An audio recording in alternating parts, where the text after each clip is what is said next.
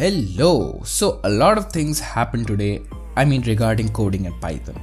So one of the thing is that I switched my code editor and now I'm using the IDE that is built to write Python programs, PyCharm. I guess in this first program only I got to see a lot of its charm. Like if my spelling is wrong, it tells me that too. Not only for function or variable names, but within a string, which is very helpful at times. Another amazing thing I got to see is the structure tab. So you know how when your code base gets bigger and bigger, you keep losing track of variables and functions in that file.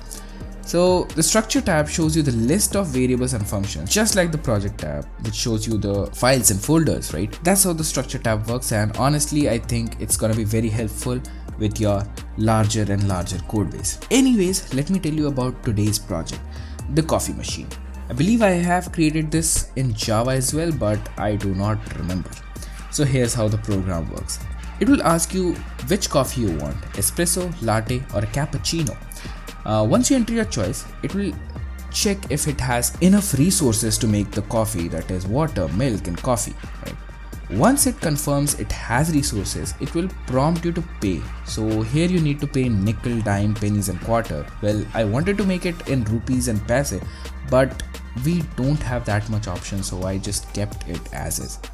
Anyways, it will check if you have entered sufficient amount. If you have, it will make you the coffee and return the change if any. But if you haven't, it will just return your money saying you didn't enter the sufficient amount.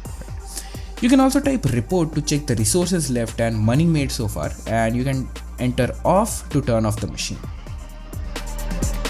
For more interesting coding videos just like this, do subscribe.